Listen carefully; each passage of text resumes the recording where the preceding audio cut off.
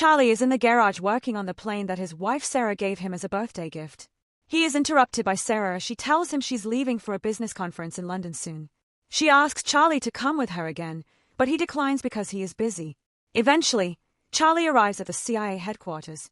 He goes through all the security scanners he invented while on his way to the decryption and analysis department and finally starts working.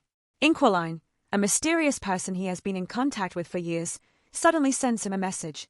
As usual, they have valuable classified intelligence to trade him, but Inquiline cautions him that these documents could jeopardize the CIA. Charlie attempts to guess their location and claims Istanbul, but Inquiline refuses to answer. He devotes his time to analyzing the material afterward, but surprisingly, even a genius like him cannot crack the code. Charlie returns to his office after his lunch break and receives a call from Sarah, who informs him that she has already reached London. Charlie knows it already because he's been keeping track of her. He's unable to talk much due to his desire to return to the mysterious documents. Despite his inability to crack the code, he decides to take his computer to a restricted area and use a more advanced system to speed up his progress. After some effort, he finally opens the documents and is left in a state of shock.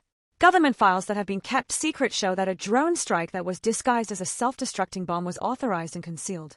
The news has clips that report 150 casualties, including French Special Forces and Danish Marines.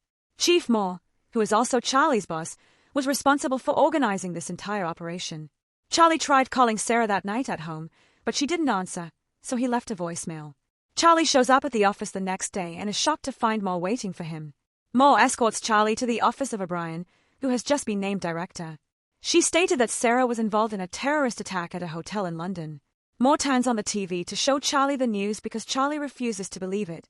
According to the reporter, 4 terrorists entered the hotel, took 4 hostages, and killed 2 of them. The hotel's security footage is played by Moore next, demonstrating the chaos during the incident and confirming that Sarah was one of the victims. Upon arriving home, Charlie discovers dozens of reporters waiting for an interview and the police attempting to prevent them from doing so. Charlie is assisted by a friend to get into the house without being bothered. Charlie confronts Moore and Supervisor Caleb the following day due to his suspicion of what happened.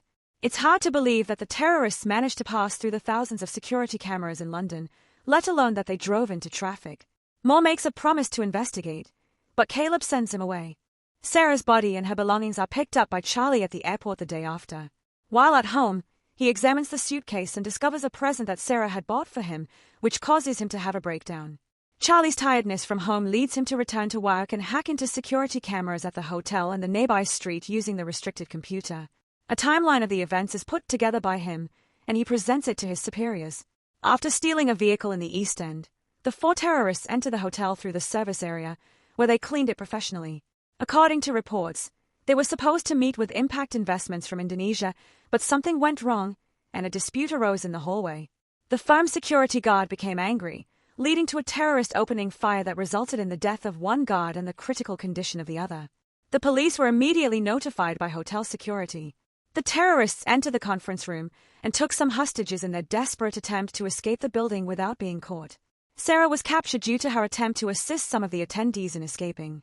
Charlie was able to identify the 4 terrorists by using facial and speech analysis. They are mercenary Horst, former intelligence officer Gretchen, a former South African Special Forces agent named Lawrence, and Moscow native Mishka. Charlie realizes that Caleb and Moore already knew all of this after observing their lack of response. They send Charlie to see a therapist and assure him that they are already working on it. Charlie slips a chip into his ID badge the following day and gets past security without the scanners noticing. He prints all of the classified documents in his office and creates a digital copy using a skimmer on the printer. Charlie visits a pub that evening and can't take his eyes off a jukebox. Charlie uses the printed data to address his supervisors once more the next morning. Moore's nefarious activities, such as bombing a Syrian hospital and hitting an Allied facility in Yemen that killed thousands of civilians, are listed. He explains that he has set off a dead man's switch, which will send the proof to the most significant news sites every 5 hours if he doesn't enter a code. He threatens to take everything to the director. Charlie requests complete CIA training, fictitious passports, money, a pistol, and information on Sarah's killers in return for his silence. Charlie goes back to his car after the meeting and vomits due to the tension. Moore claims that the dead man's switch is a bluff at the office, but Caleb argues that they cannot take the chance. If it's a bluff, they'll look for the trigger so they can set up a fatal mishap during practice. Later on, Caleb and his teammates attempt to figure out how Charlie was able to copy the private documents. They talk about the potential for a skimmer, which could be utilized on a printer but would not function on their encrypted systems. Charlie may have copied the data using a magnetic strip after sending the files to the printer. They can verify that Charlie purchased a magnetic strip from a retailer by looking at surveillance footage, but they are still unable to determine how he brought it into and out of the premises. After searching Charlie's home, the crew eventually learns that he visited a particular pub twice. They investigate the bar and discover an ABBA CD beneath the jukebox. They remove the CD that Charlie left behind after Caleb selects that CD from the jukebox catalog, and all that is audible is noise. Charlie arrives at a CIA training facility in the meantime, and Colonel Henderson greets him. Charlie isn't a good shooter, so they begin at the shooting range. To shoot at the proper spot, he must approach the target quite closely. Charlie, however, impresses Henderson with his exceptional speed while creating bombs. To ensure that Charlie can still recite his new information under duress, Henderson harasses and flings him around while he learns his new persona. Finally, they complete the new passports. Henderson visits Charlie's room that evening and assures him he is not a murderer, but Charlie is certain that he wants justice. Henderson then takes a revolver out and hands it to Charlie, instructing him to aim it at his chest. Charlie lowers the gun because his hands are shaking uncontrollably. The agents at the office decrypt the data on the CD for several hours before realizing that Charlie had been lying about the deceased man's switch. Without realizing Charlie has been spying on them, they notify their superiors right away. As it happens, the chip he concealed on his badge was actually a bug he included in the materials he provided to his superiors. Morph phones Henderson right away and orders him to take Charlie into custody, but he has already made his getaway. Moore eventually notices the glitch in the files after hanging up, and he confronts Charlie personally to inform him that this is treason. Charlie removes his earplugs prior to boarding an aircraft. After passing through customs in London, Charlie begins his journey to Paris. Moore sends Henderson after him once his phony passport shows up in the CIA's computers. Charlie books a hotel room in Paris close to the eatery where Gretchen is usually spotted. When she finally appears, he can get close enough to trace her phone. Charlie then waits for Gretchen to leave her building during the day. A renter takes advantage of the opportunity to enter as he emerges. He then picks Gretchen's place as locked by watching an online video. Charlie takes images of Gretchen's schedule and starts looking around the apartment. Additionally, he chooses to retain the rifle he finds in a drawer.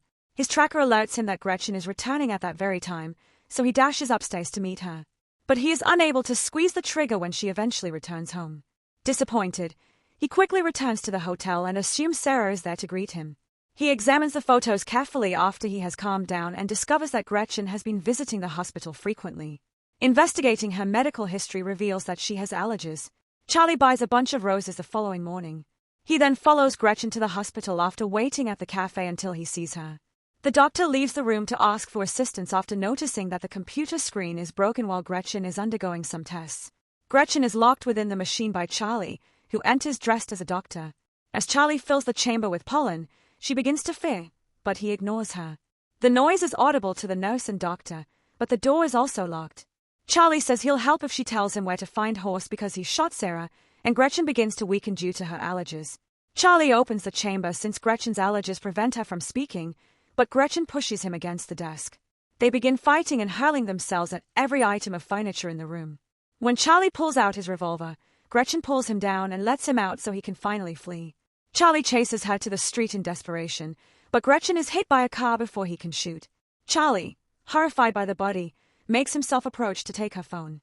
After that, he flees and discards the lab coat in the garbage. He cleans up all the blood at the hotel and gathers his belongings. He purchases a ticket for Marseilles at the bus station that evening. The CIA soon learns about Gretchen's passing. When O'Brien asks more about it, he only responds that it seems like one of their own killed Gretchen. Charlie visits a pub that night and consumes copious amounts of alcohol in an attempt to numb the pain of Gretchen's passing. He believes he sees Sarah dancing, but upon closer inspection, he realizes it's actually a lady who resembles her. Charlie then becomes alarmed as he sees Henderson coming towards him. After pushing everyone out of the bar, he flees through the streets in search of another establishment where he can hide. Charlie dashes to the loo and locks the door while Henderson follows him there as well. Since there are no windows, Charlie is forced to come out and join Henderson at the bar. Henderson explains he found Charlie by tracking Gretchen's phone. After a brief conversation, Charlie shows a countdown timer on his phone and quickly escapes just before a bomb explodes in the bathroom. The bar erupts into chaos, and Henderson loses track of him. The phone tracker also stops working. The next morning, Charlie contacts the Inquiliне for assistance and flies to Turkey on a cargo plane. In Istanbul, he goes to a restaurant and messages the Inquiliне. When he notices a man's phone ringing, he approaches but is stopped by a woman who tells him to check his own phone. Outside, the woman meets him again and reveals that she is the Inquiliне. She already knows about Charlie's wife and instructs him to hide his hat and backpack in a shopping bag to blend in.